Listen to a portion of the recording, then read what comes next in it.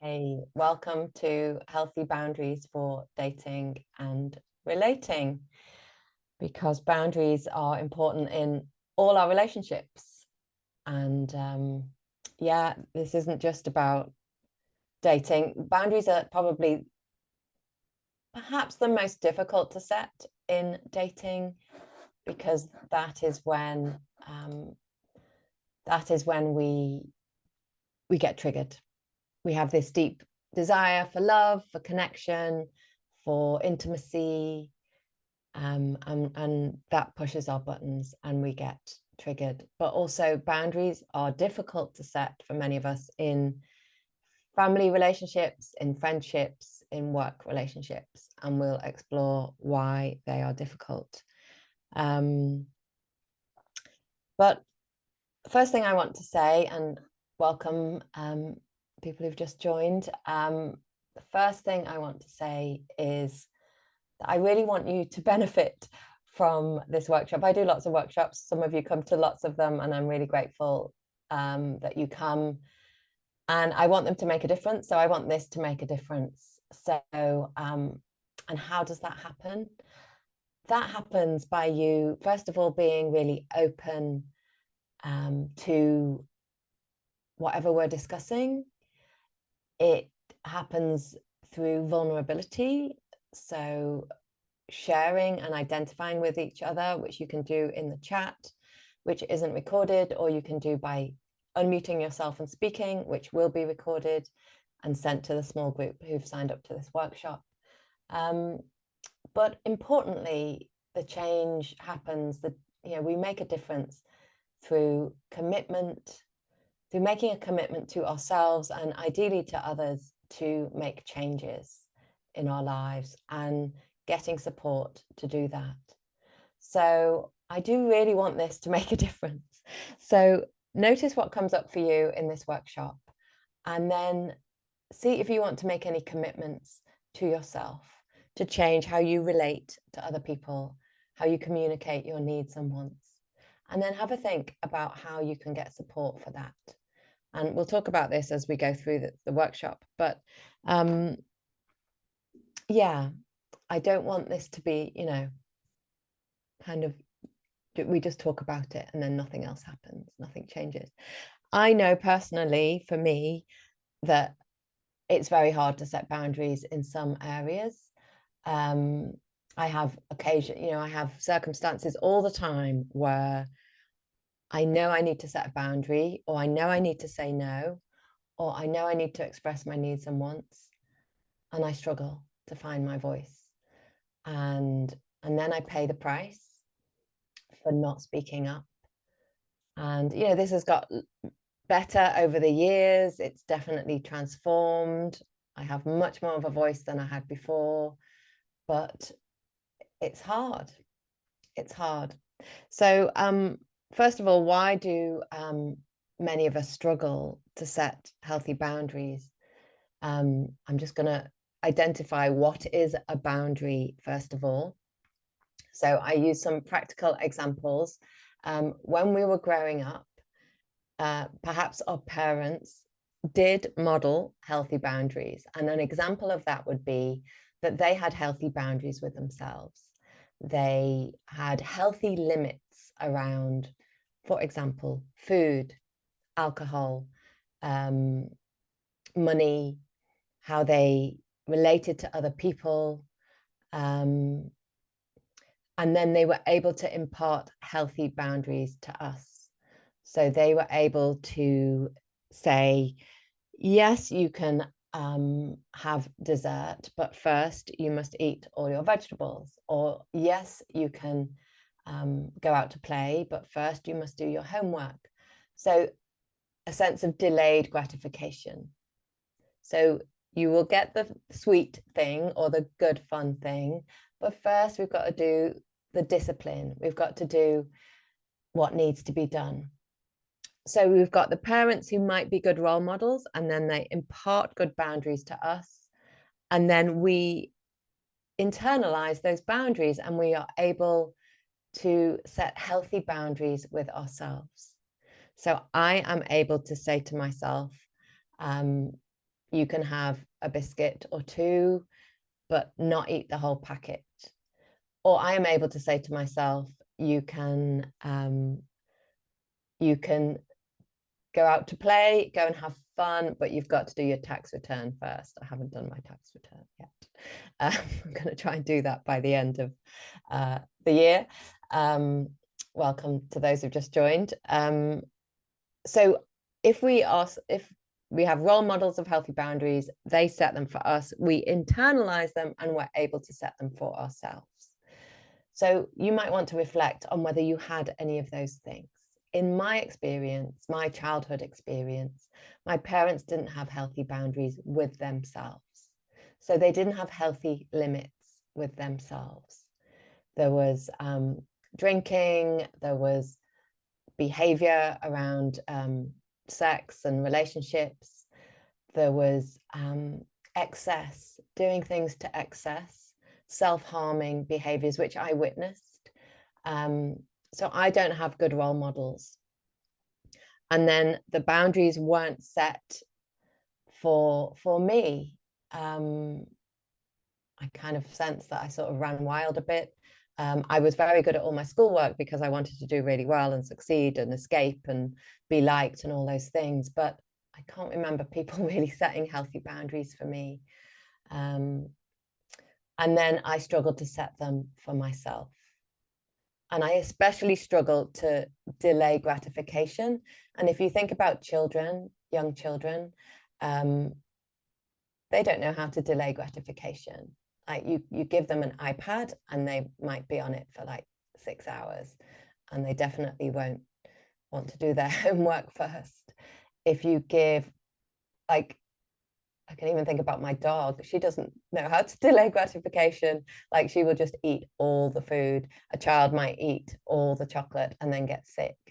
And when we struggle to set healthy boundaries with ourselves, it's a sign that we need to mature emotionally. We need some more maturing. We still have a child inside us. She still wants instant gratification. And I don't say that in a sort of punishing or shaming way, because often this child has a lot of feelings. She feels lonely, or she feels sad, or she has anger, and she doesn't know how to process those feelings. So she uses sugar or TV or texting guys to get that like hit that we get when someone shows that they are attracted to us or they're interested in us, but we don't know how to put the limits down. So I'd just like you to reflect for a moment on whether you had any good role models for boundaries when you were growing up, whether you were set healthy boundaries by your caregivers, and whether you are able to set healthy boundaries with yourself. And I'm talking right now in sort of practical terms around things like food, TV, screens, the time you go to bed, chocolate biscuits, alcohol, texting, those behaviors that we need to limit a little bit.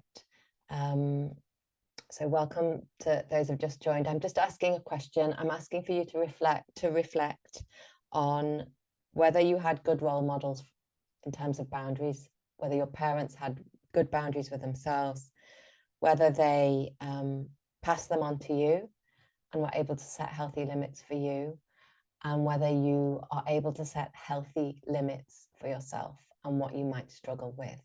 So they're kind of 3 layers of questions, and you're welcome to pop any thoughts in the chat or to unmute and speak them, knowing that you will be recorded, and this recording will go to a small group of women who've signed up. I'd just like you to share how you relate to boundaries, whether you feel like you had a good grounding in them, because if we're not taught things, we don't know how to do them. I don't think I'd ever heard of the word boundary before I started my journey of healing. So maybe pop a few thoughts in the chat if you can. I'll just give that a minute.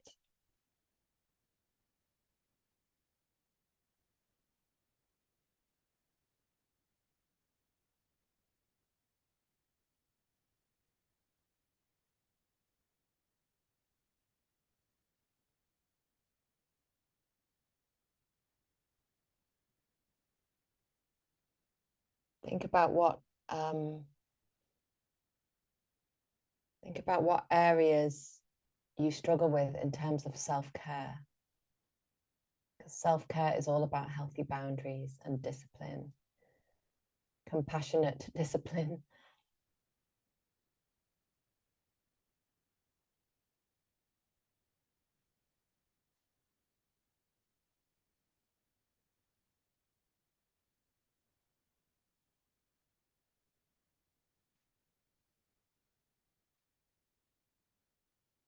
And if you're watching on recording, have a think about the question and maybe make some notes. While you're thinking about that, feel free to share. I'll just carry on. Think about consistency. So ideally, the role of a parent is to be consistent and to show a reasonable level of consistency in how they manage themselves and manage us. So if we weren't shown consistent boundaries, then we'll struggle to be consistent with ourselves and our self-care. So we might do really well and we might have a week of healthy eating or healthy exercise, and then we will struggle again because we're not able to have that consistency.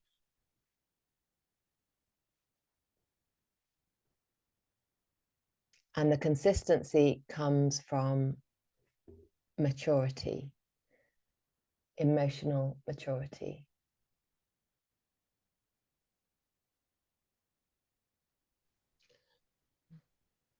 Catherine, do you mind if I come off mute and say something? Of course, yeah. Because it's interesting in the different areas you mentioned.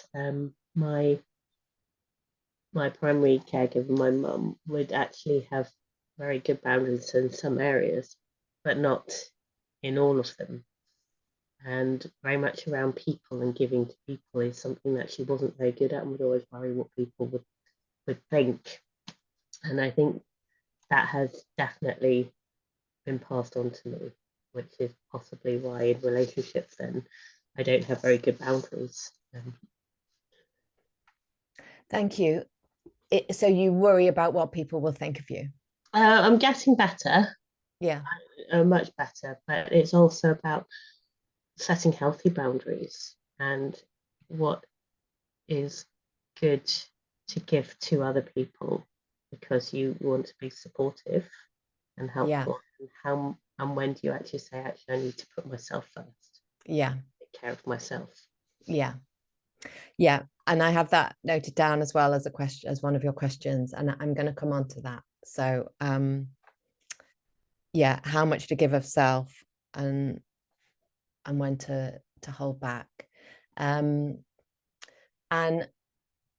this comes from, I think the answer to that,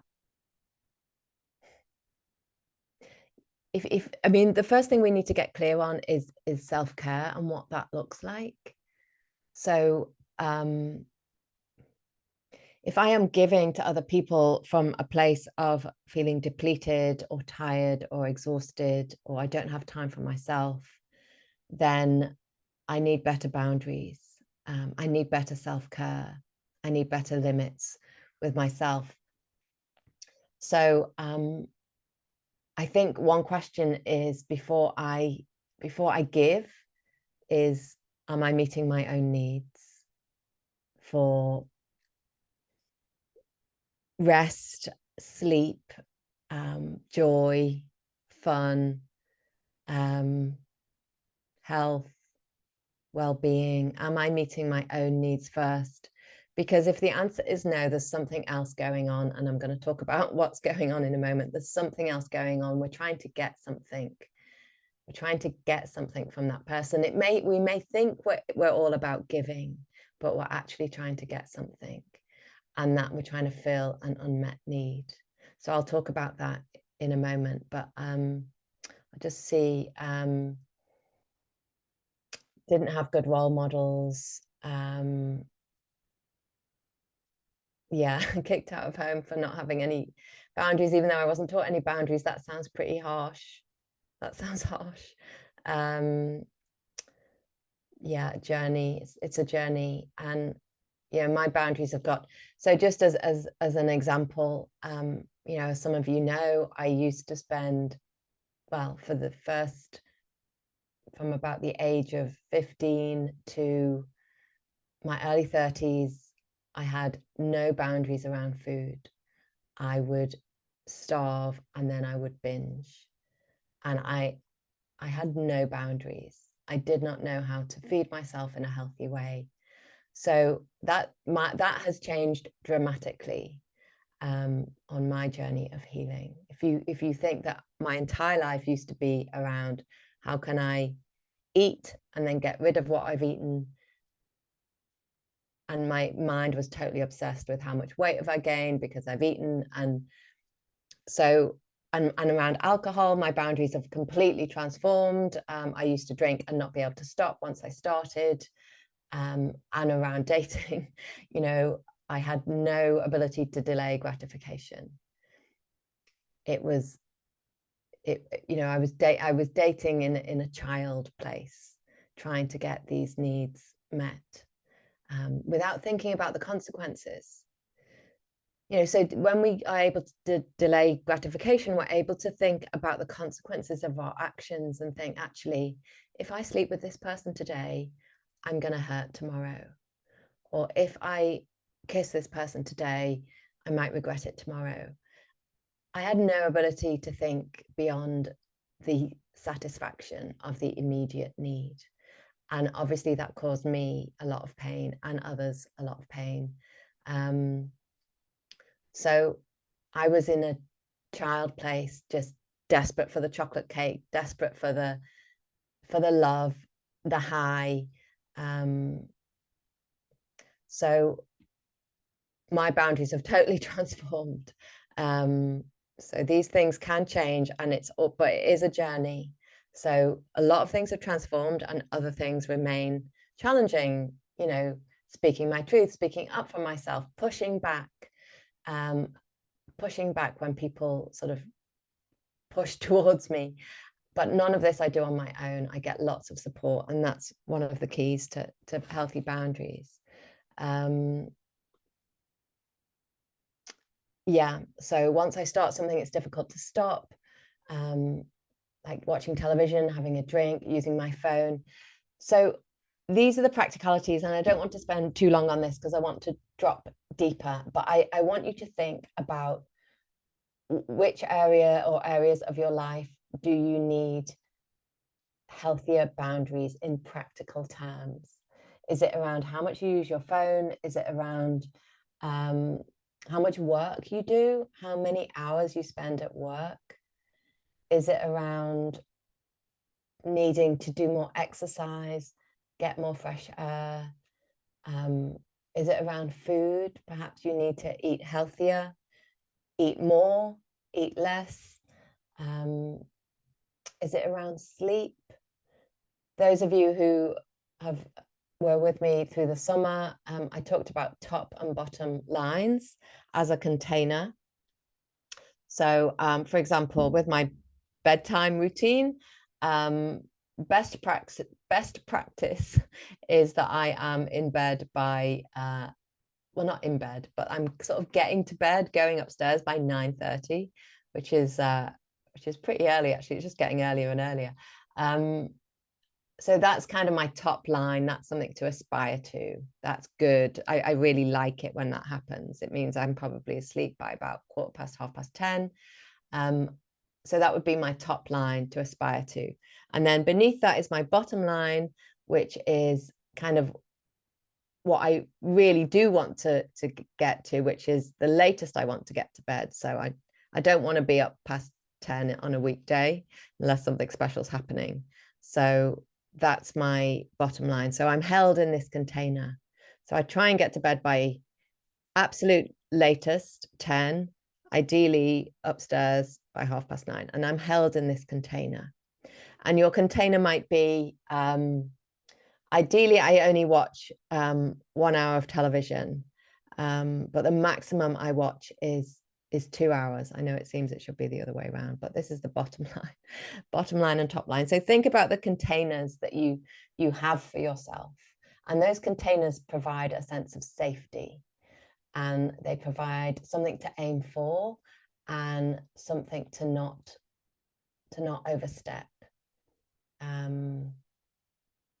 So just, if you're welcome to share if anyone has any thoughts about the areas, the practical areas that you might need to think about. And then I'm going to move on to relationships, but this is about your relationship with yourself, which is the starting point for all other boundaries.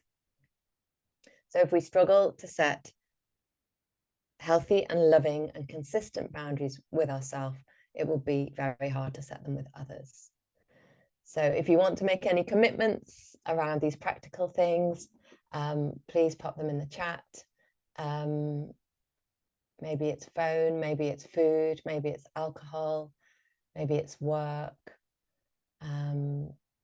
Maybe it's how often you see other human beings if you work on your own. I try and, even if I don't have anything planned in my day, I try and interact with another live human other than my husband. So that might be I walk the dog and I chat to someone and I have an interaction. And ideally, I've arranged to meet someone for coffee and I've gone out and I've met someone and had a connection. So think about that. Think about how you want to interact with other people, the limits you want to set for yourself. So what areas would you benefit from healthier boundaries?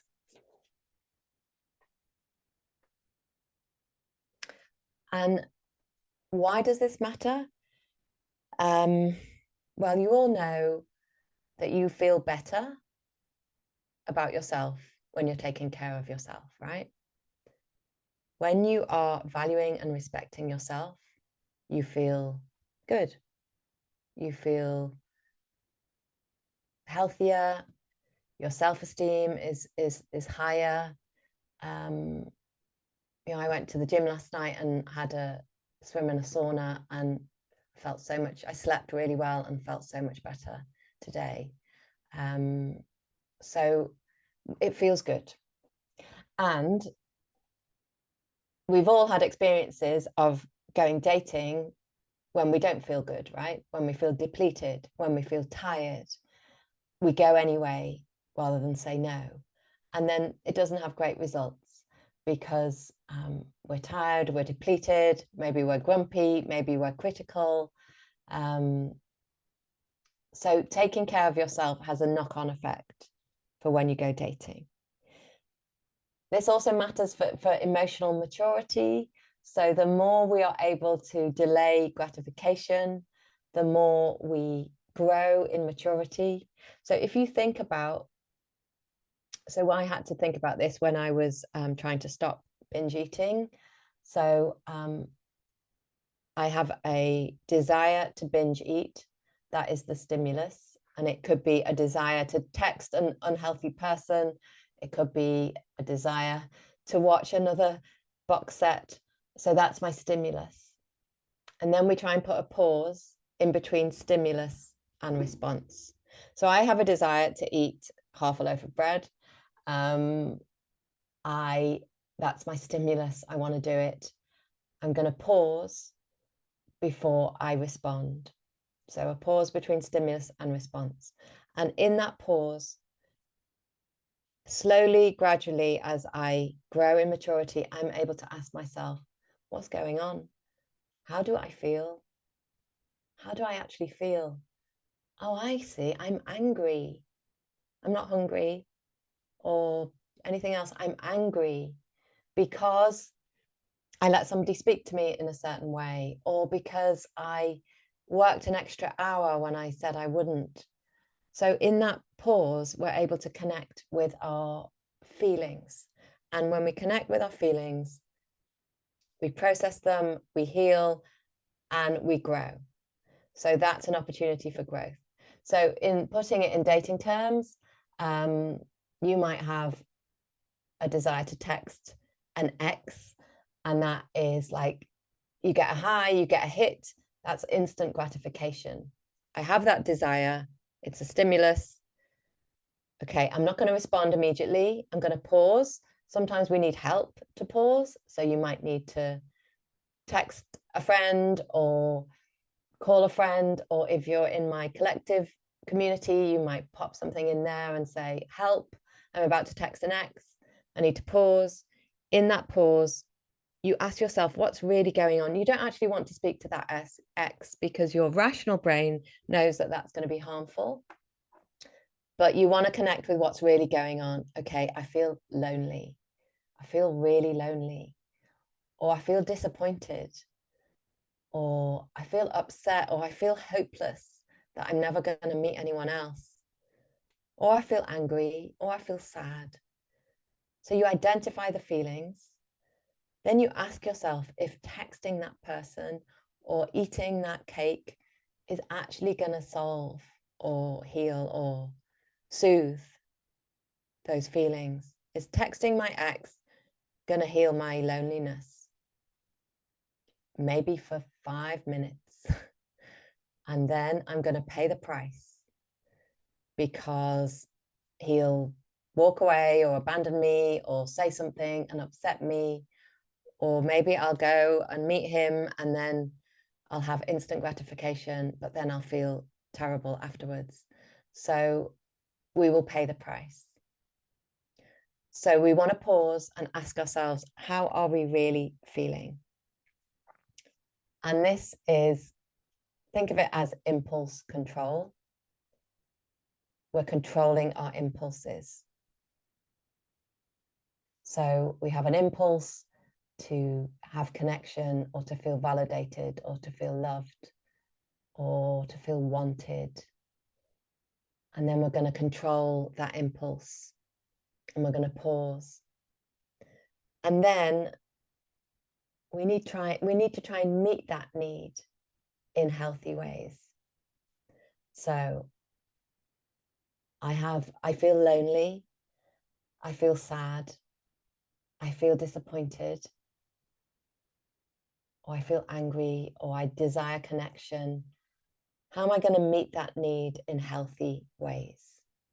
So it might not be easy, but you might be able to reach out to a friend or have a bath or do something nice for yourself. Reassure yourself, speak to the child inside, even though this dating thing feels absolutely hopeless, I'm here for you.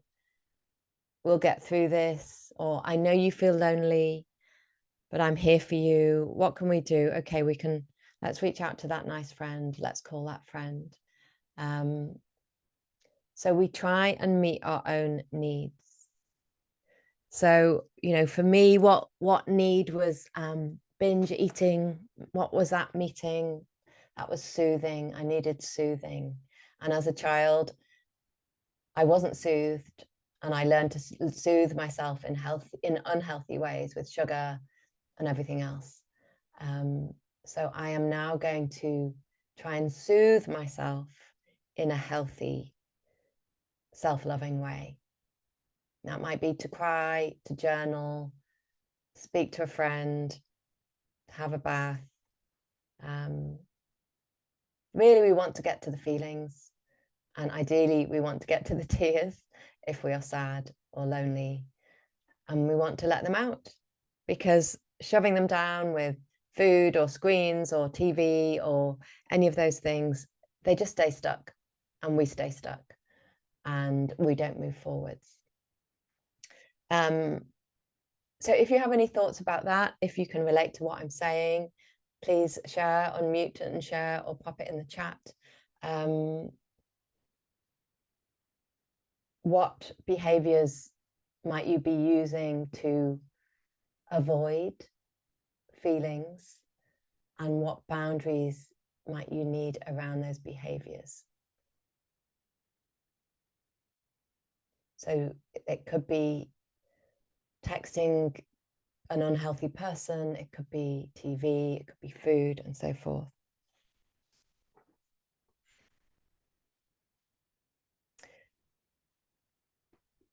And I want you to think about, I'll just keep talking, but if anything pops in the chat, I'll notice it.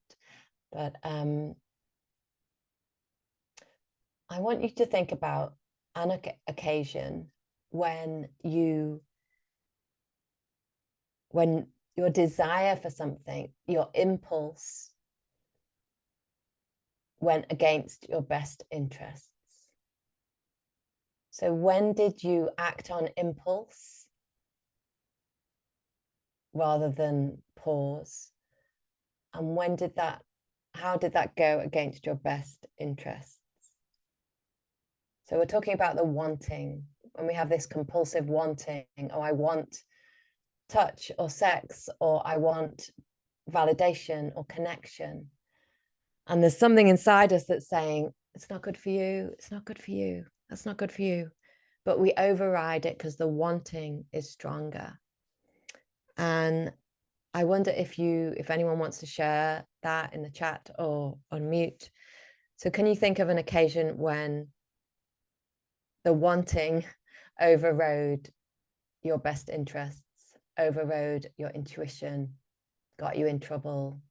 I can think of a million occasions. You know, when simply around food, the wanting for food, but around men, I want closeness, I want connection, I want love, I want touch. This man might be unavailable in a relationship with someone else. He might be addicted to alcohol, whatever it is. I know the outcome's not going to be good for me, but I'm going to do it anyway because my wanting is stronger than the rational brain that's telling me that this isn't good for me. So if you want to share any of those, you're welcome to do so. It is helpful for other people because we see that we're not alone, and we get connection and identification, and we can have compassion for ourselves. This is also about self-honesty, being real, being honest with ourselves.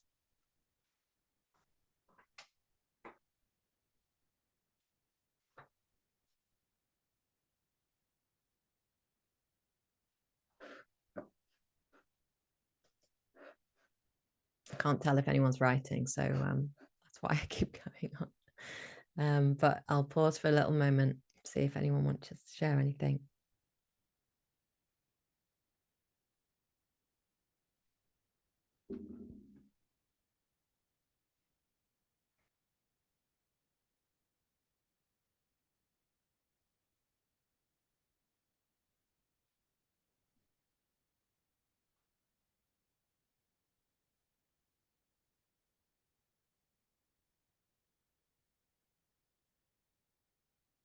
Okay, that's a great example. Thank you for sharing. So someone says they were drinking every night, tranquilizing myself because of feeling deflated about what I'm doing with my life. So food, alcohol, they're anesthetizers. They they give us that warm, fuzzy feeling, and it takes the edges off our feelings, numbs our feelings. This is what my TEDx is about. My TEDx will be out maybe this week. So I'll send that to you. And what could you do to meet those? So this is really important. If I do what I really love instead, for example, being creative through painting, then I'm meeting the core of myself. So that's really profound because, as you know, the work I do is not just around love and relationships, it's also around midlife mentoring. And so often the two things overlap because we are not meeting the core of ourselves. We are not honoring our authentic selves sometimes in our work or how we're living our lives. And the knock-on effect of that is resentment often towards ourselves, anger towards ourselves. And because those feelings, maybe we don't know how to process them, maybe they're intolerable, maybe we're not brave enough to change, then we use on them. We drink on them, we eat on them, we have sex on them, we try to avoid them. So it's about understanding how these things have a knock-on effect. So this is about finding the courage to be creative, to meet the core of yourself, to be your authentic self. And obviously, if it comes, when we're talking about dating and relationships, from my experience and from the experience of many of my clients, the healthy relationship coincides with us meeting our authentic selves. And that doesn't mean to say you've got to quit your job and become a painter before you find love, because this is going to be different for everyone. But it might mean that if you get your paints out once a week and meet the child within who wants to paint, and you get in touch with those creative juices, then you feel more authentic. And maybe you reduce your hours by 3, and then in those 3 hours, you do a bit of painting. So it's a process.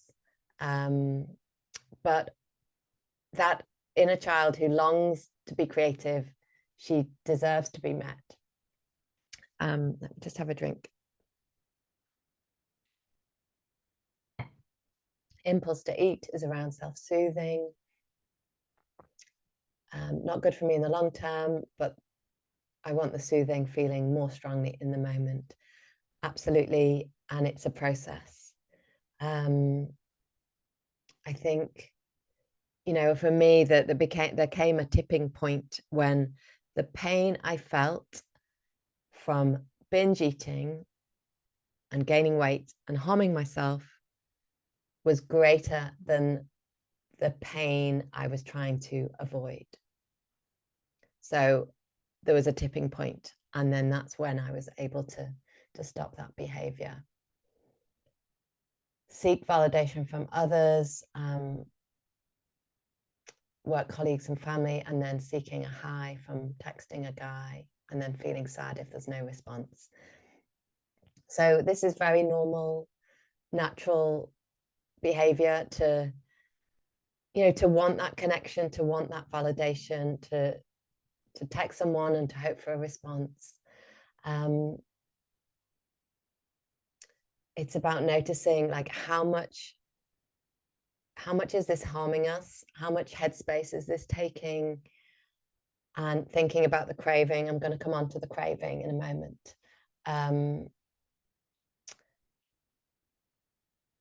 Because we put ourselves in a really vulnerable position if we are dependent on someone else's text to feel enough, to feel good, to feel wanted, to feel loved, especially if it's someone we don't know very well. We are putting ourselves in a vulnerable position if we are dependent on validation from others to feel good. And, obviously we all want validation from others, and we want to be liked and loved, and that's natural and human.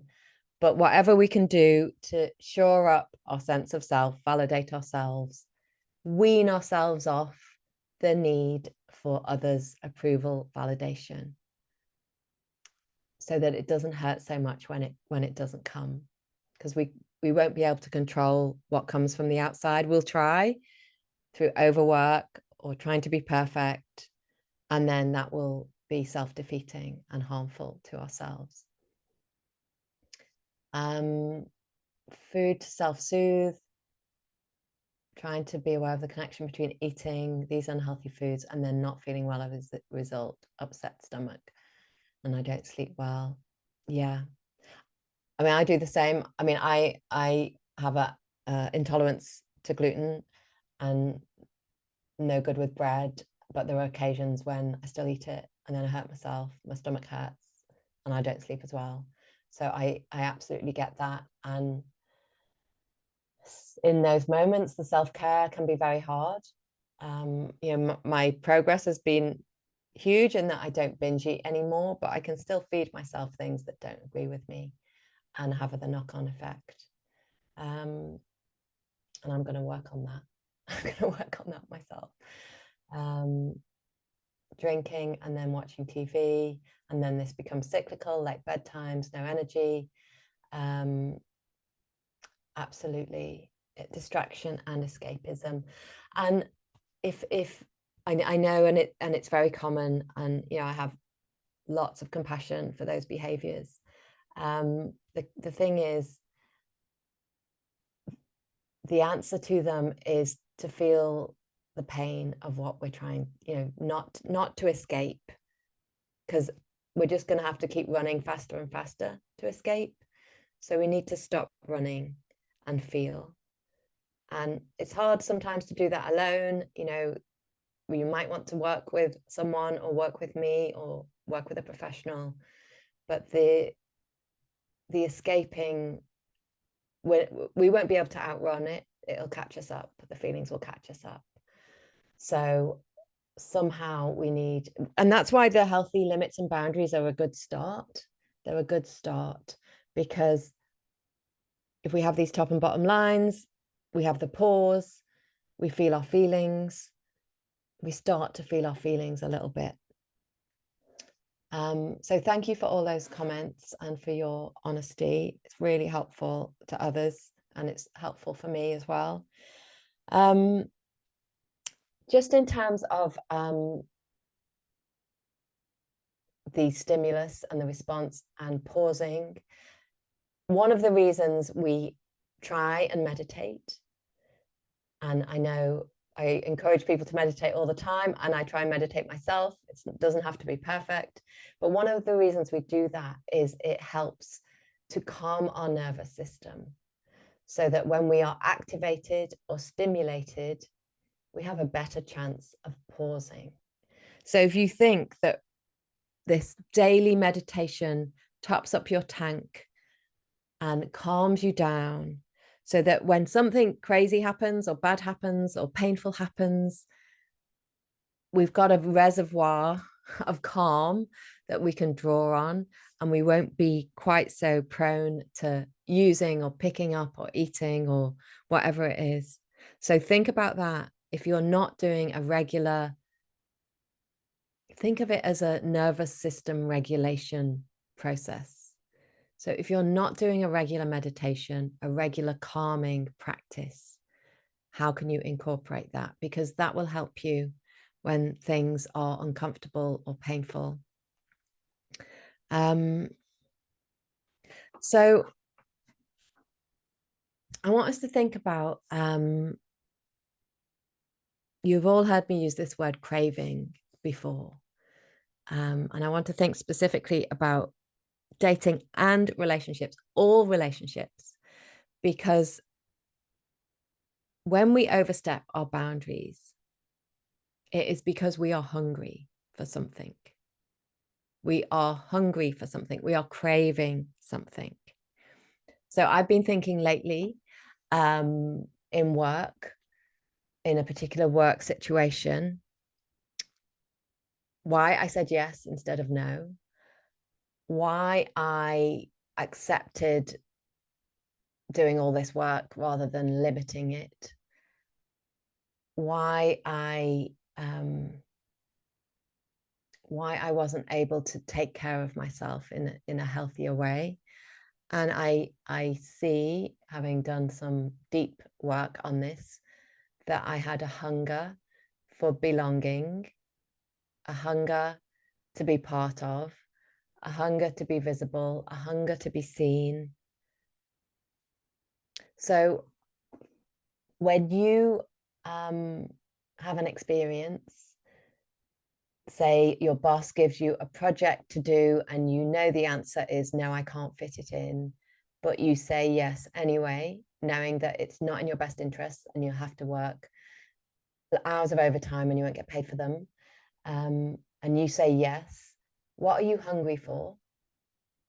And if you recognize that experience, please share the answer if you have it in the chat. What are you hungry for?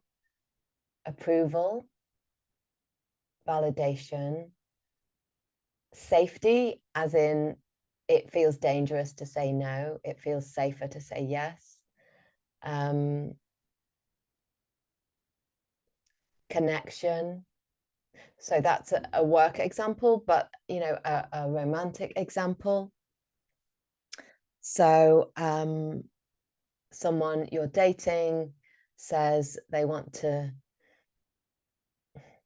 meet you Friday at 8 o'clock in the evening at this bar, which is an hour away from your home. Everything in you is saying, I don't want to meet on a Friday at 8 o'clock in the evening away from my home. I'm going to have to walk around in the dark. I've never met this person before. I don't want to meet in a bar. I want to have a coffee date at 4 o'clock in the afternoon. So it feels safer and more manageable and more boundaried. But you say, yeah, okay, I'll meet you in the bar at 8 o'clock in the evening. If you've had that experience or anything like it, what are you hungry for? What are you craving?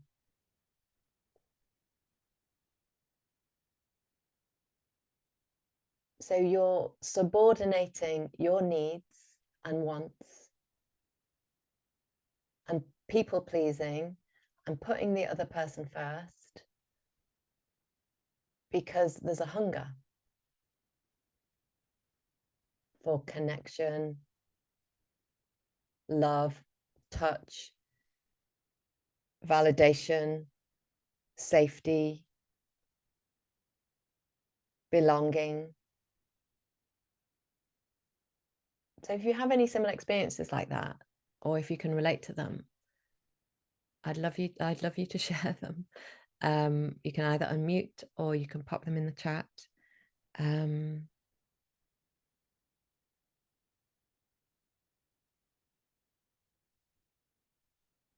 I have a huge hunger for belonging. And sometimes it overrides my rational brain. And I end up running around like crazy, trying to join things, be part of things, feel part of things. And going along and thinking, actually, I don't really want to be here. And my response to that is I need to work on this sense of I belong to myself. I belong to myself. I belong to my life. And my hunger for belonging is strong because it's a childhood wound. So I arrive in my family and I don't feel welcome. I arrive as a baby in my family. I don't feel welcome. I don't feel like I belong. Where's the belonging? I feel rejected, not part of. And then after that, the whole family falls apart. So there is no belonging. So I've always had this huge hunger for belonging that has led me into relationships, unhealthy relationships, where I haven't seen the signs or seen the red flags because I have a hunger for belonging. I have a hunger for attachment that comes from my childhood wound. So we are designed biologically to emerge from the womb and attach to our mothers. And if our mothers aren't there, to a loving, nurturing caregiver. That is how we are biologically designed. If that attachment doesn't happen, we feel like our lives are in danger and that we're going to die, and we feel unsafe. And so we have that wound, and then we spend many, many years trying to find that attachment, and we're hungry for it. So I wonder if you can think of any circumstances where you could describe, your hunger for something has overridden what was in your best interests. Maybe you dated someone who was really not good to you, didn't value you, didn't respect you, but you stayed for a while because you were hungry for belonging, connection, attachment.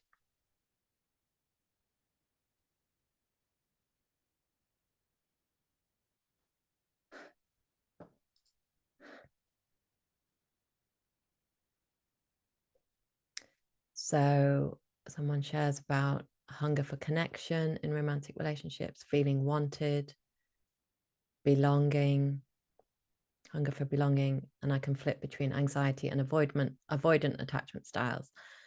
Thank you for raising that, because this is an important point. So this is how we get into the push-pull, which I did for years. So I have a hunger for belonging, but I have a terror of intimacy and commitment. So I'm hungry for belonging, but I'm afraid of it.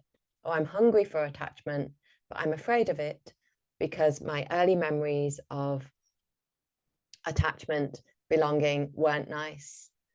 I got hurt. So I'm hungry for love, but I'm afraid of it. And this is how we get the push-pull in relationships. I want you, I don't want you. Come close, go away. And this is where we need to think about the difference between boundaries and walls. So I think I used to flip between having zero boundaries, like totally porous, and walls. So don't come anywhere near me. Don't come anywhere near me, because my memories of connection are frightening. So you might want to think about whether you have walls in place. And walls can look like, this is some examples of what walls look like. Criticism. Oh, I don't like the way that person dresses. I don't like the size of their nose. I don't like the fact that they haven't been to university. So walls can look like judgment and criticism that can sound really reasonable to our minds. Like, oh, that's a perfectly reasonable thing to say. I don't think this guy would get on with my friends. That's a reasonable reason to reject them. Is it, or is that your fear? Is it your fear? And have you built a wall around you to protect you from hurt? Let me just have a drink. Okay, so someone relates to the push-pull. I avoid completely, but indulge in other bad behaviors to avoid the fear of wanting some, and believing that someone could actually want to be with me. Yeah. So we avoid, I mean, for me, the binge eating that I used to do was one way of avoiding relationship, because I am disconnected from my feelings and therefore can't connect to anyone else. I also have a layer of weight around me. I have a couple of stone on my body through overeating. So I don't feel good about myself. I'm not saying that being heavier is unattractive, but I don't feel attractive. So I don't want anyone to come near me. I don't want people to see my body. So for me, the binge eating and the gaining weight was part of my wall. Don't come anywhere near me. I don't want you anywhere near me. Being really busy with my work was part of my wall. So I've got no time. I've got no time to date. Sounds logical, makes sense, got no time to date, but it's part of my wall. I don't actually want you to come near me because it's too frightening. Intimacy is frightening because of my early memories of it. So I'm not going to try. I'm going to avoid. And this is the really important piece. So there are practical boundaries that we will discuss that you can set. We at the beginning, we discussed practical boundaries around phone use, when you go to bed, sleep, food, drink, etc. You can have practical boundaries around dating. For example, I'm not going to drink alcohol on dates, so I'm going to only have one drink, or I'm going to meet them at 4 o'clock in the afternoon rather than in the evening. I'm only going to stay for an hour. You can have positive boundaries around dating that actually encourage you to take action. Okay, so I'm going to sign up to a website. I'm going to send one message a week. I'm going to be proactive. I'm going to get support. So all that is really important. It's the framework, it's the structure. I often suggest that my clients come up with their own unique framework of boundaries for their dating experiences. So, I communicate once a day with someone. I only meet when it's daylight. I only have 2 drinks on a date. I walk away if they swear, whatever is unique to you. So that's important. But, what I said at the beginning is I really want this workshop and this work to make a difference to you. And the difference happens when we really engage with the deep stuff and when we bring the subconscious to conscious. So when we understand the deep wounds that lead to the cravings and the hunger, and then we try to meet those early wounds so that we turn down the volume on the craving and the hunger, so that we are then in a position of choice when it comes to dating and relating. I have a choice. I am not in captivity. I am not a victim.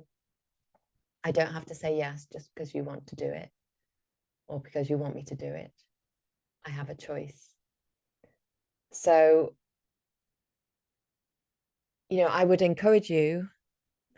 I mean, I know many of you are working with me and or in my groups, but I would encourage you to keep working on the subconscious level, the early wounds that led to the hunger and the cravings, that lead you to overstep your boundaries or put up walls, that lead to vicious cycles, and try and process those early wounds, meet those early needs yourself, and find healthy ways to meet them. And then the practical stuff around the boundaries when we're dating, we can put all that in place as well. But that's like your framework around, but the deep work is around what's in the subconscious. So there's a question: would a wall be jumping to conclusions or making negative assumptions when you don't get the response you seek? Like if a person you're dating doesn't respond quickly enough, would make me think, well, not meant to be. Absolutely. So jumping to conclusions or making negative assumptions. So for me, that sounds like you're rejecting before you're rejected. So if a date isn't responding as fast as you want them to, the first thing is to really connect with your feelings. What's going on for you? What need are you waiting for them to meet? And how can you meet that need yourself? Now, I know romantic relationships bring something special that we can't always get met through other people, but we have to try and do our best. So if getting a text from that person gives us a sense of being wanted, of being enough, of being lovable, of being attractive,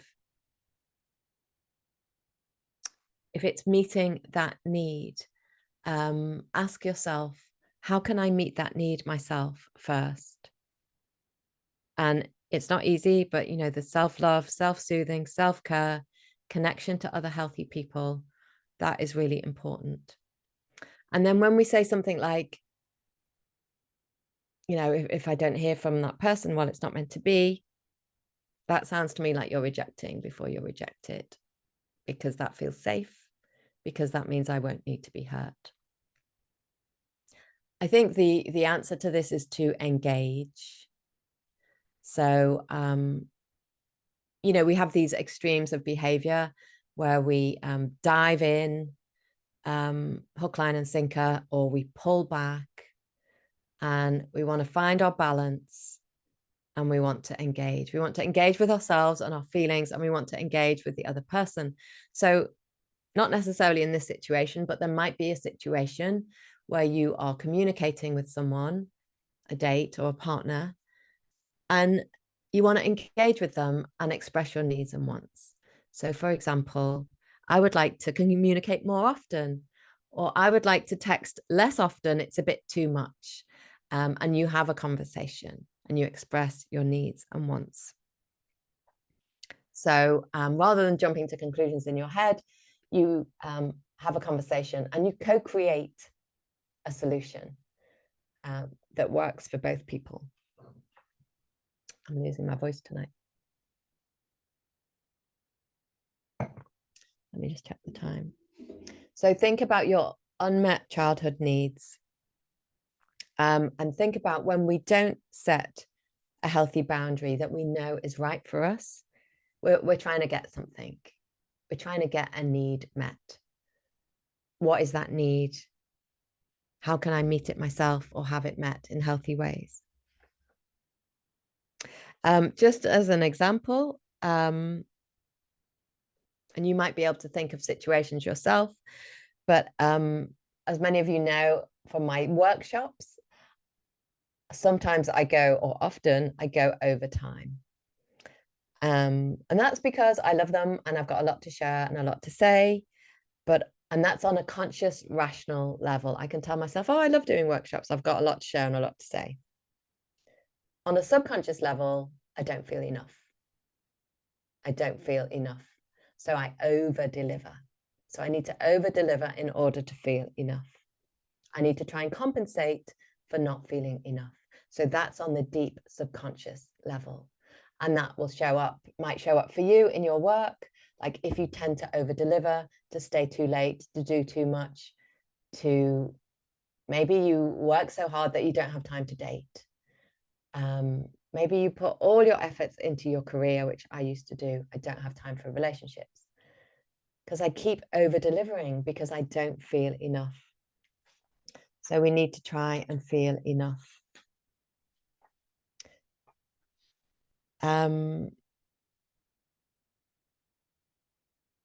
Okay, I'm just going to speak about, if anything you want to share at any point or you have any questions, please pop them in the chat.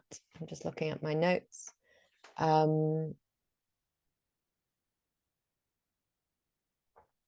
So another boundary involves, I'll just have a look at what's in the chat and then I'll move on. Okay, need for approval and acceptance that leads to perfectionism. Absolutely. And I can definitely relate to perfectionism. And, for me, it's always about asking at what cost? At what cost? So I had experience today with my TEDx description that I have written and someone else has looked at and edited. And today I had a choice. I could spend the day in back and forth with that person trying to perfect what has been written. or I could get on with my day and let it go and think, I've spent enough time on that, it's good enough. And that's what I did, and it felt miraculous. It felt like a total breakthrough, because I got loads of time back. I had a really good walk with the dog. I was out in the woods. I got loads of time back because I didn't spend hours going back and forth over like 4 words that I don't like. So perfectionism robs us of joy, of connection, yeah, health and well-being.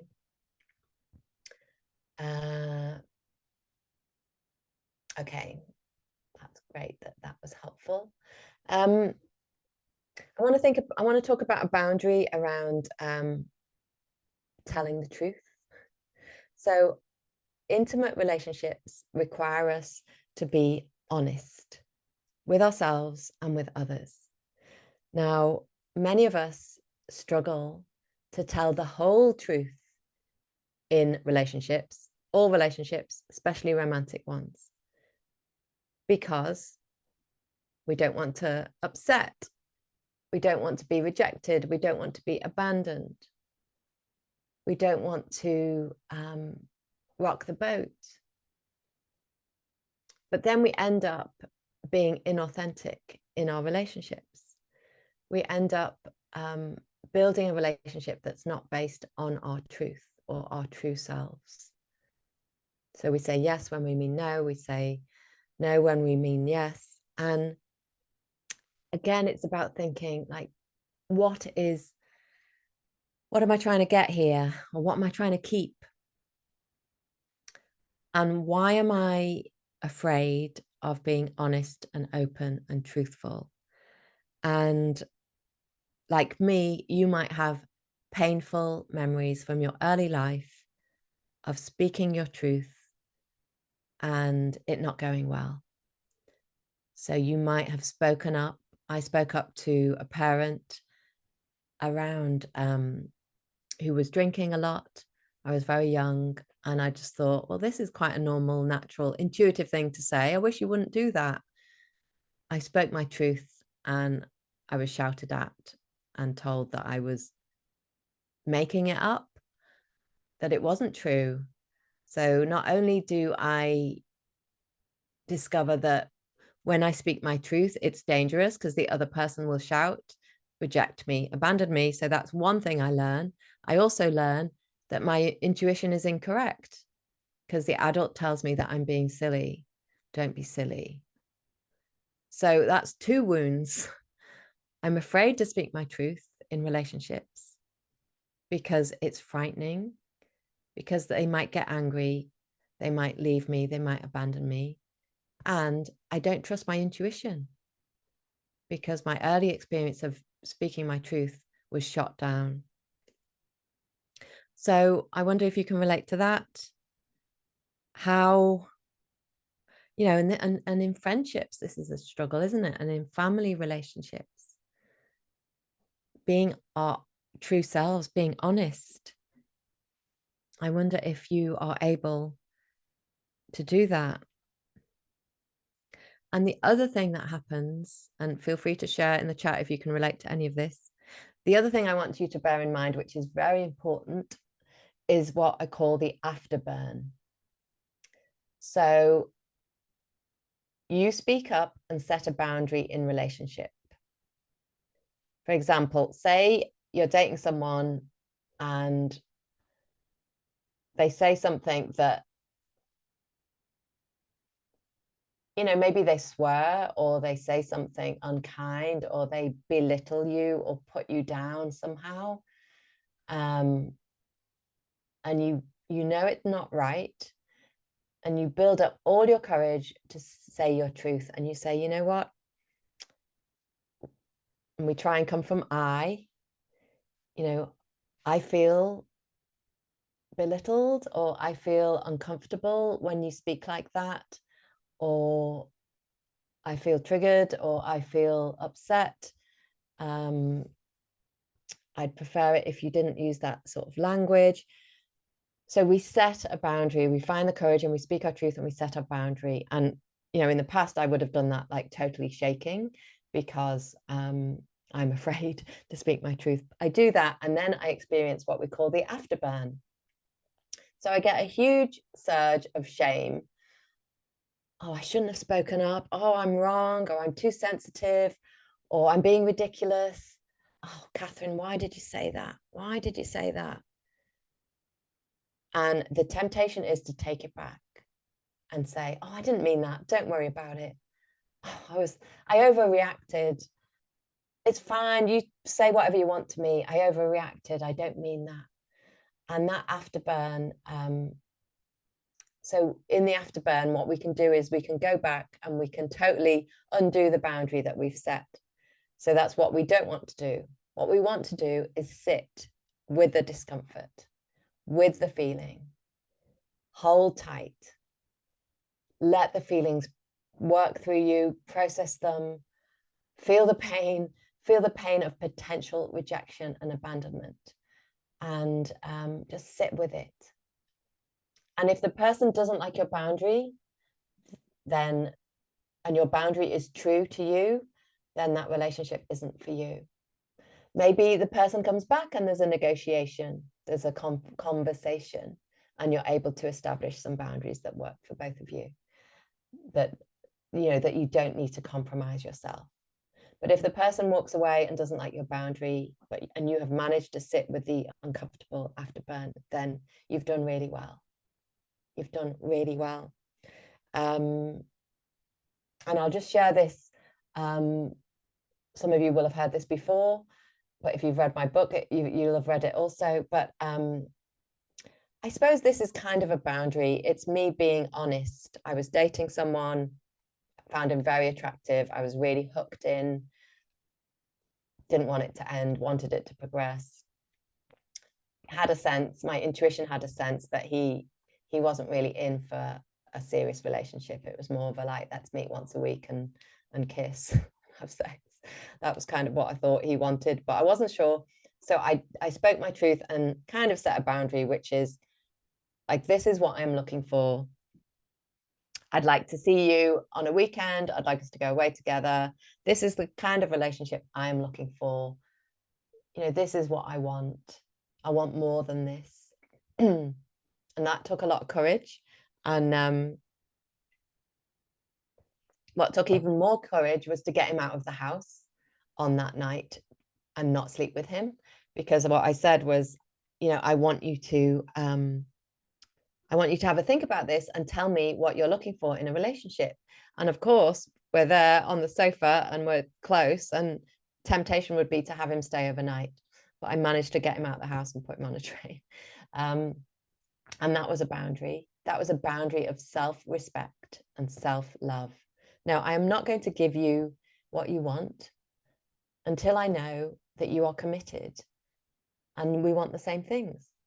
And after that, I had the the biggest attack of afterburn.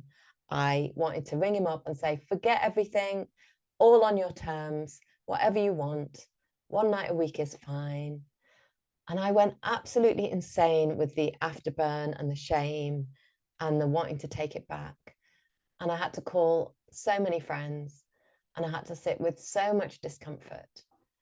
Oh, and I should have let him stay the night, and then we'd be in, and he'd be hooked in, and we'd be together. And what have I done? I'm foolish. And then eventually he came back and said, no, he didn't want what I wanted. And thank goodness I'd held my boundary despite all the afterburn. So I want you to notice the afterburn, be aware of it. It'll feel like a lot. It will feel like shame and self-doubt. And you'll feel like you need to change everything that you've just done. Sit with it and stay and just hold your nerve and see what happens afterwards. And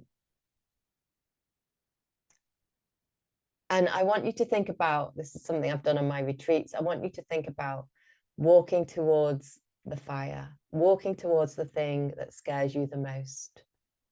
So if you feel afraid of being honest and authentic and true in relationship, that is your fire. And then you need to get support and walk towards it. And that's where your healing and growth will be. If your biggest fear is actually opening your heart to intimacy with all the potential for rejection and abandonment that comes, that is your fire. And you want to walk towards that with support, with healthy boundaries, with healthy foundations.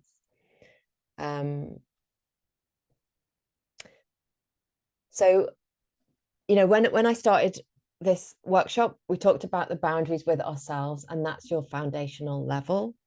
And we practice healthy boundaries by setting them with ourselves. So I set healthy boundaries with myself, and I'm practicing every day. And every day I'm overstepping them, or I'm missing them, or I'm violating them. But I'm trying to set boundaries with myself. And then we meet our unmet needs as much as possible. I meet my need for healing, for soothing, for love, for connection, for validation, for belonging. I meet those needs. I look at where those needs weren't met in my childhood, and that's why they're so loud today.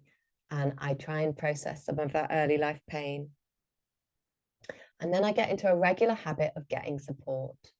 So in the collective, some of you are in my collective community. There was a comment today from someone whose date online had been what I would consider disrespectful in their language.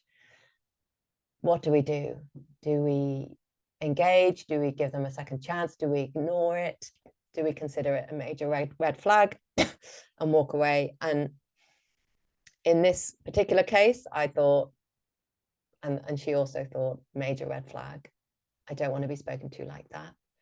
It's not respectful. What would I advise my best friend? I'd advise them that that language isn't appropriate, and goodbye. And so dating gives excellent practice for us to set boundaries. But if our hunger for attachment is really loud, we will override that intuitive voice that says, this doesn't feel right. I don't want to be spoken to like that. So I'm just gonna think about, oops. I'm just gonna cover one little bit, and then I'm gonna look at some questions that came in.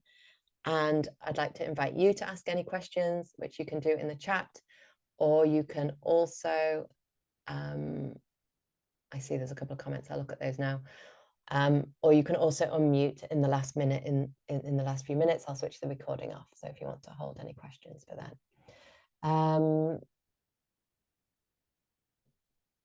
So someone shares about fear of abandonment and rejection, and my anxiety in confrontation is so paralyzing that I don't get my point across. And I absolutely empathize with that. I remember speaking up to a family member and shaking, physically shaking, and this was on the phone. I think it comes getting as much support as possible. So one thing I do when I have a difficult conversation is I phone someone beforehand. I say, I'm about to have a difficult conversation, try and have the conversation, and then phone someone afterwards. So I bookend it. So I'm kind of held in a container. We also want to ask ourselves whether this confrontation needs to happen. Is it in my best interests? So when we are healing and recovering from people pleasing or codependency, it's not about running around confronting everyone and speaking our truth to everyone. It is about deciding whether it is in our best interests to confront, whether this person is engageable. I had an experience last week when someone was being in a group chat, a work thing. I felt patronized. I felt, it really annoyed me. And I'm like, yeah, I'm going to say something. I'm going to say something. And then I understood through bit of reflection and getting some support that this person wouldn't listen, wasn't engageable, probably a narcissist, not in my best interests. I didn't speak up. And by not confronting, the result was actually the person went and did the thing that I wanted them to do anyway. So it actually made a difference. My not confronting on that occasion made a difference. So you want to ask yourself, is this in my best interest to confront? If it is, try and get lots of support. It's the inner child who's terrified. It's not the adult, it's the inner child. So we soothe the inner child. We say, I know you're frightened. I know this feels frightening. I know this reminds you of an early life experience when you were rejected or abandoned, but I'm the grown-up. I'm with you. We're going to get loads of support and we're going to do this. And I've got you. So there's a question. I'm struggling to work out when is the right time to share something with someone which might make or break a relationship, which is still in the early stages. When is too soon or left it too long? That's a really good question. I feel like I might need more facts in order to answer it in an accurate way, but I don't know. I would say what I often say, which is trust your intuition. 1, 2, what is the motivation behind sharing this? Like, really get clear on your motivation. So perhaps it is to know whether relationship has legs, whether the relationship can last. What is your motivation? I just feel like I need to ask that. I'm not sure how to clarify that, but it's an important question to ask.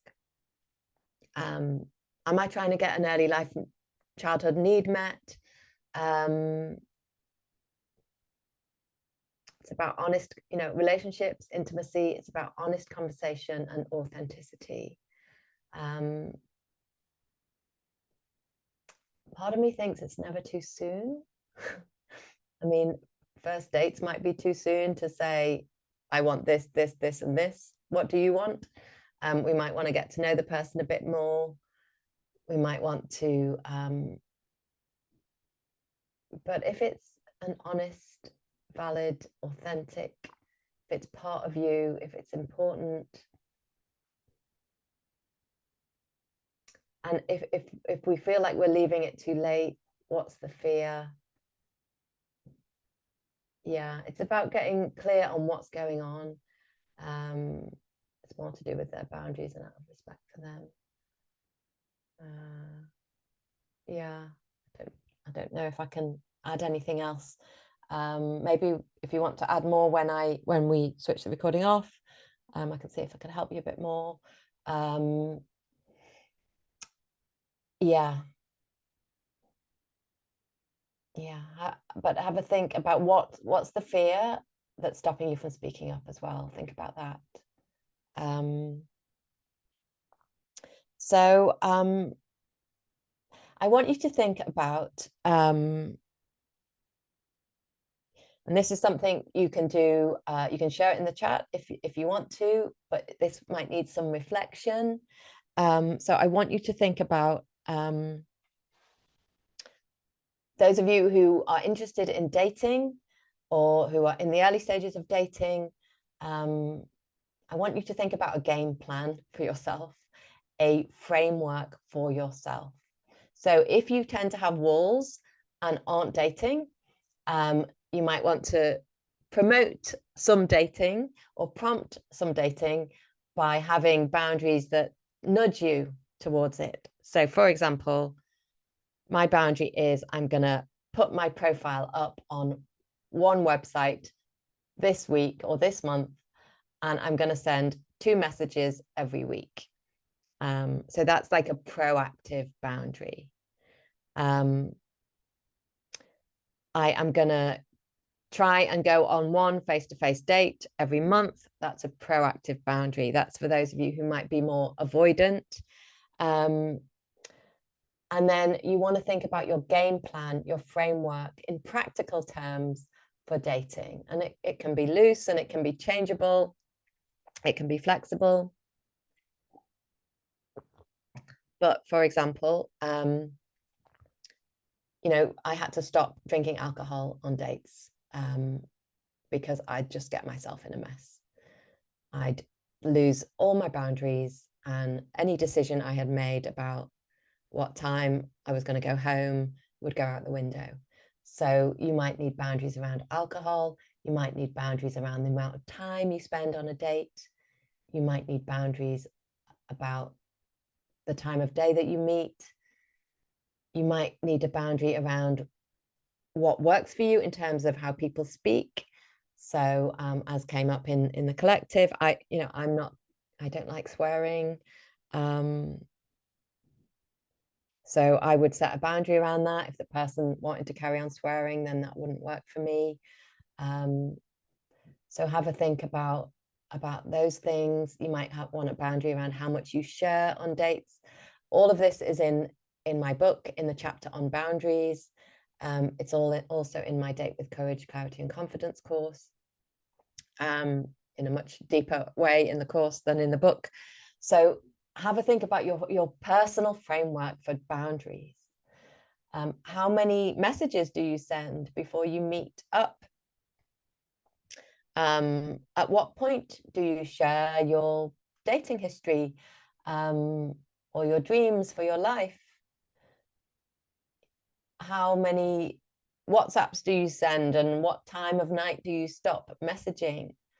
What is healthy for you? Think about the container, think about the limits, think about kissing, think about sex. For me, like whenever anything physical got involved, I would then lose the power of choice. I would be in the relationship and I wouldn't be able to get out because I was hooked in by the physical stuff. So think about that. Yeah, and think about your communication and being honest and speaking up and being truthful. So that's like the practical framework, and I'd love you to do a little bit of work on that on your own. And if you are in the Love Collective, you could share that in there. If you'd still like to join the Love Collective, we've got our chat continues this month, and we've got a call in December. So please email me if you're interested. And then I want you to think, so there's the practical stuff, and then I want you to think about the deeper wounds, the subconscious stuff that goes on. So the hunger, the craving for love, the craving for attachment, the craving for connection, belonging, etc. And try and meet those needs for yourself. And obviously what we talked about at the beginning, the levels, the top levels of boundaries, the practical things, how you treat yourself. And notice what happens when you overstep your boundaries or you let others overstep them. For me, the result of trampling on my own boundaries or letting someone else trample on them would be resentment, anger, and then I would normally harm myself. I would eat on my resentment. I would eat on my anger. Think about the afterburn. And think about how you are going to stay accountable and the support that you're going to get for your boundaries. So how are you going to be supported? So that's why I create groups like the Collective so you can support each other, or I coach people so you can get support. So think about how can you be accountable, because these are very hard to set on our own. It's very difficult. So last week when I was negotiating a difficult work relationship, when I felt like I was being patronized, I didn't know. I knew that I wanted to like fight back, but I wasn't sure that was the best plan. So I called some people who know me and understand me and also have good psychological education. And I got some help, and I made the right choice, which in my case wasn't engaging, because the person was unengageable. So think about the kind of support that you need. And someone says, I sometimes hide from messages or likes I get on dating websites because I feel that I need to reply to everyone who reaches out. So then I hide from everyone instead. It's finding the balance of who I respond to and who I don't, but then it's sometimes hard to decide from the profile. It is hard to decide from the profile. And also, if this is about self-care and boundaries with self. So I suppose I don't think we need to reply to everyone if people are just sending us like a hi. I might reply to people who seem to have spent more than 10 seconds looking at my profile. And I would scan their profiles for potential red flags. I always say that we don't want to judge people too soon. We do want to be open. We don't want to rule people out. That is important. We also don't want to ignore red flags or ignore our intuition. It's a fine balance. It really is. I'm not saying it's easy. It's a fine balance. It comes with practice. So perhaps practice a little bit of what does it feel like to answer a lot of messages? What does it feel like to not answer? What feels right? What feels good for me? Practice that. I am going to do a quick wrap. There's a couple of questions that came in, and then I'll switch the recording off. So practical boundaries are the ones you set with yourself. And we understand why it's hard to set boundaries with ourselves, because we weren't shown them, nobody modeled them, nobody treated us consistently. It's hard to care for ourselves consistently. We acknowledge all that, and that clarity helps us to reparent ourselves, to be a good parent towards ourselves, to see that there is a child within who needs a good parent, to tell her when to start work and when to stop work, how much play to have, how to eat in healthy ways.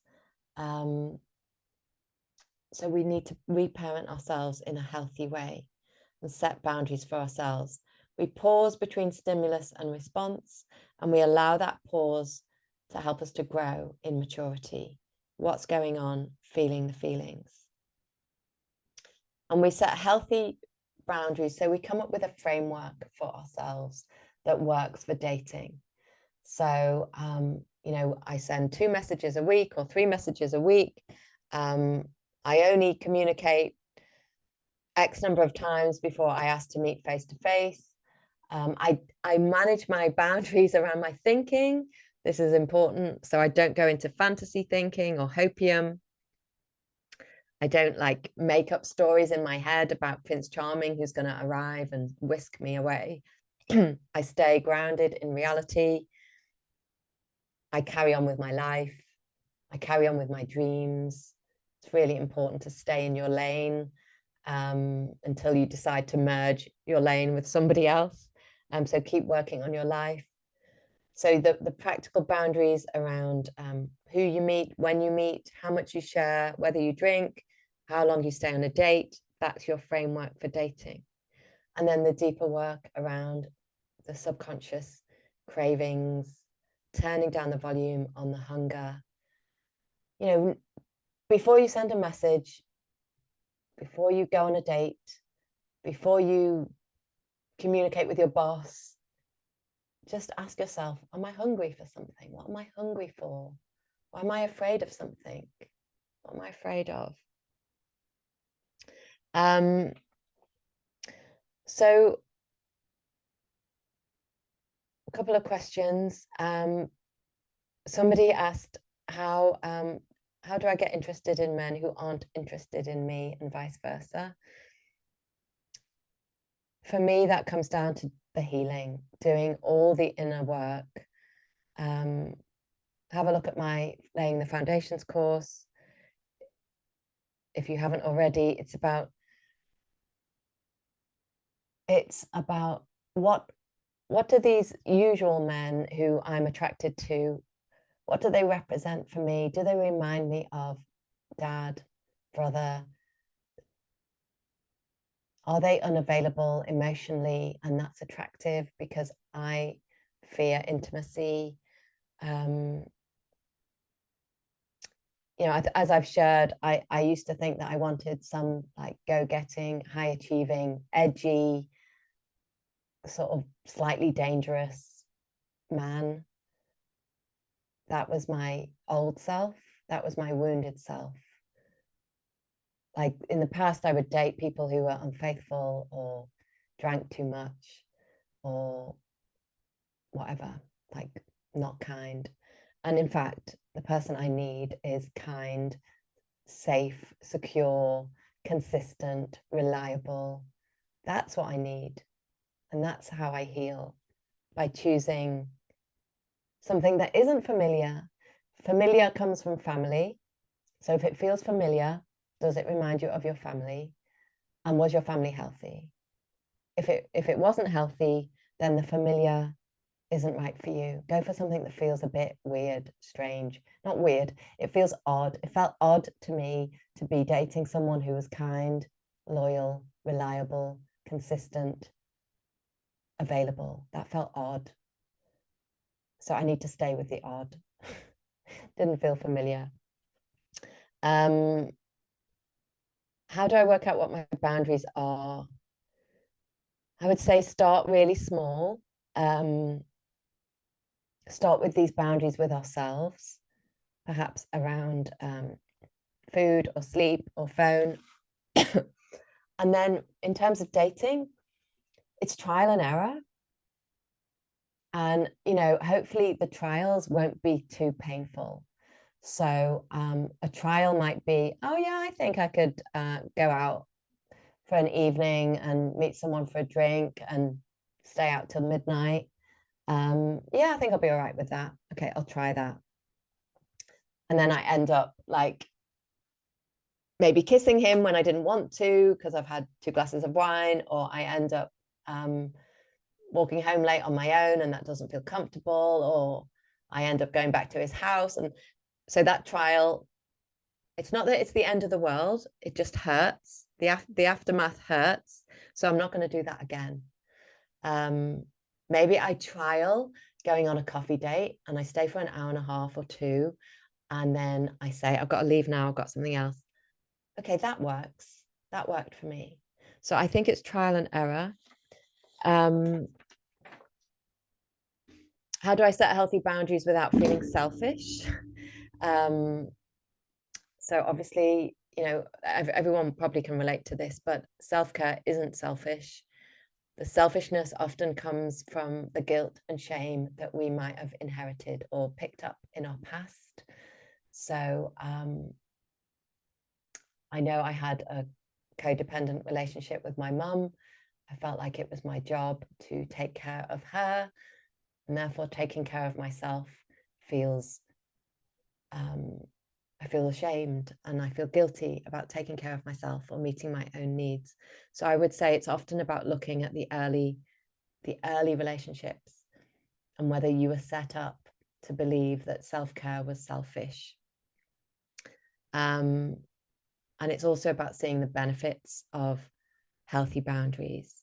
Ultimately, they're in your best interests, but they're also in the best interests of the other person, because otherwise we're in a false, inauthentic relationship. And how to balance, just check the time. Oh, got to wrap up very soon.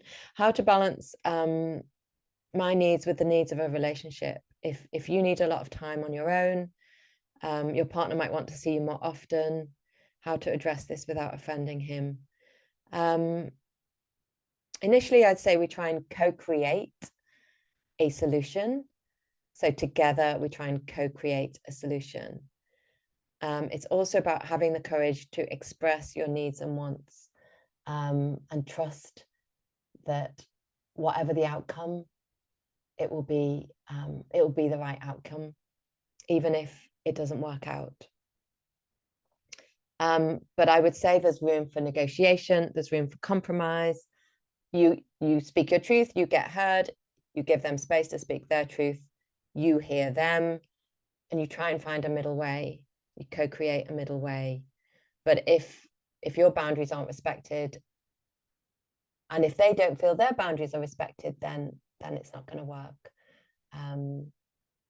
So I'm going to wrap up there. They're all the questions that came in. I am going to switch off the recording, and we just have a couple of minutes. So thank you for those watching on recording. I'm also going to send a little offer around on email about a couple of my online courses, self-paced courses. Some of you might like to add those on to your learning around your relationship triggers and around how to find an emotionally healthy partner. So take a look at that. And I'll just finish by saying my one-to-one coaching is available, and starting in January, my group courses around laying the foundations and date with courage, clarity, and confidence will open. So keep an eye out for those. And if you would like to join the last month and a half of the collective, please drop me an email. So I'm going to stop the recording.